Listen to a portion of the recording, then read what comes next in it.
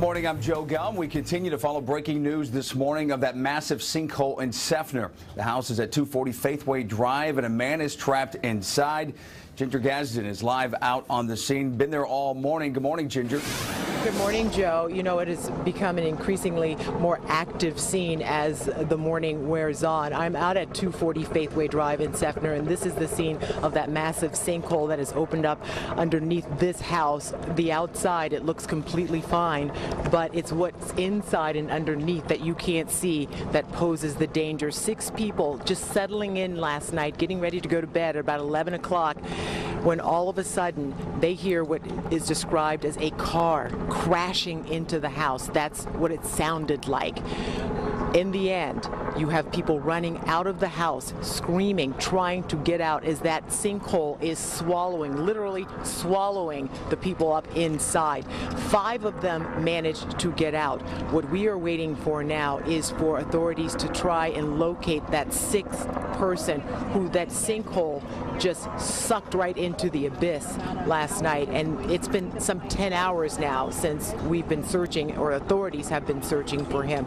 But it has been a very long 10 hours for the folks in this neighborhood, and especially the relatives of the man who was presumed trapped in that sinkhole. And I want to bring in my colleague Grayson Kahn, because he has been on scene all morning long. And Grayson, you know, we don't want to over dramatize what's going on out here, but it really sounds like a horror movie, something that comes out of the dark of night. It hits you in the gut when you hear and you talk to these family members just how suddenly everything came to pass. When people were sleeping in bed, just a stunning moment for them, no chance to react, and then when they try to react, they're putting their own lives at risk. It was a heroic deputy who managed to even save another person through this. And just a short time ago, we talked to one of the people who was inside watching this all unfold, basically trying frantically to save his brother, and it just tears at you to hear what he had to say. It sounded like a car crash. The floors of 2 bedrooms in this house swallowed in an instant. Jeffrey Bush had been asleep in one of those rooms. His brother Jimmy sprinted in trying to save him. And all I see was the tops of his bed. I didn't see nothing else, so I jumped in the hole and tried digging him out. And I couldn't get him. All I could hear was, I thought I could hear him screaming for me and hollering for me to help him. I couldn't do nothing. The hole inside this house kept expanding around him. Swallowed his whole bed. His dresser, everything in his room was gone. Ain't nothing in his room there at all, no more. Hillsborough deputy Douglas Duvall burst into the house. He saw Jimmy, the intended rescuer, struggling himself in the sliding sand. Duvall put his own life on the line to pull Jimmy out and keep him from becoming a second victim. The cop snatched me out of the hole. He told me I couldn't be in there. The hole was still caving in, and I didn't care. I just wanted my brother, man. This family says it's owned the home since it was built 40 years ago, and they've never seen a single sign of a sinkhole. He was a good guy, man. He was a hard worker. I'm just sorry to see that he's gone. I just want my brother. That's all I want. It's so tough to hear that. You can see how this area has just been descended on by engineers with the sun coming up. They are staking out different areas, trying to establish a perimeter. They're going to use techniques to try to figure out the real size of this sinkhole. Again, it's so strange because it's all contained in the house. You don't even see tilting walls or cracks anywhere. It's very surreal, but they tell us that the visible area inside the house is maybe 30 feet across. The sinkhole itself, the shifting sand, goes out, they think, about 100 feet across altogether, maybe 50 feet down or so.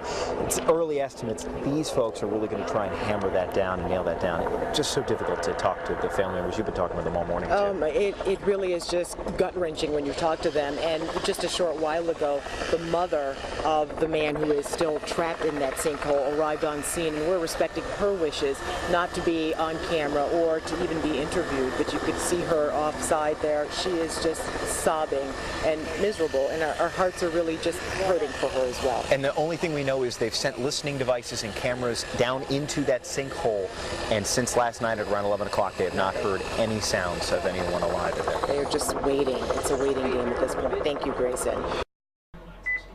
Okay, look. Here's the massive sinkhole swallows the man as he screams for help. Okay. You can see it. Now you notice on the video right here, that's at 4:37. Okay? 4:37 on the video that I got it from. Okay? There's no hole. So where did he get this shot when it's not even in the video? Next thing, the guy that uploaded it is named James Dean 699999. Okay? Big red flag. Next thing. They tried to rescue the guy, and they brought flowers and stuffed lamb. Do you always put stuffed lamb? Anytime we have a sinkhole, you're going to want to bring two things you got to learn. Okay? Never wear white after Labor Day, and always bring stuffed lamb to a sinkhole. Okay? Just remember those two things, and your life will go just fine. Okay? The next thing is this. Right here. Here we look at it. Sinkhole swallows a man. Now this is interesting because this is on Faithway Drive. Okay? 42 420 Faithway Drive. Here's this 3-6. Here's 5 adults and 1. That's 6. So he's got 6, 3, and 3 and 6 is 9. It's the same crap all over again. Okay? Who brings stuffed lamb and sits it on the side? So what does this take me back? It's stuffed lamb, and they're putting it in a sinkhole, and they can't find the guy. So what would lamb have to do with anything? Because that has to do with the story of the Jews exiting, or wanting to leave Egypt, and the Pharaoh wouldn't let him. So what happened is he said, if you don't let us go, the angel of death is going to come and steal your firstborn. And so what the Jews did to make sure that they didn't get attacked is they put lamb's blood on the door. And so all the Egyptians' firstborn son were taken. Okay? I find this to be exceedingly a little bit odd, but whatever. But there it is. There's your 3, 6, and there's your 6 there. So that's 3, 6, and 6, and 3 is 9. It's there again. Whatever the code is that they're using. So remember, I'd like to know who the caterer was. Whenever you have a sinkhole, people need comfort food. You always want to bring stuffed lamb with mint jelly. Okay, and just so you know, this isn't just now happening. This is from a group called Little Rascals. They did comedies back in the 30s. You can see clearly right here, the kid is making the sign because, see, these aren't kids. They're just entities portraying children. That's all. That's it. So man got swallowed by a sinkhole. How lovely.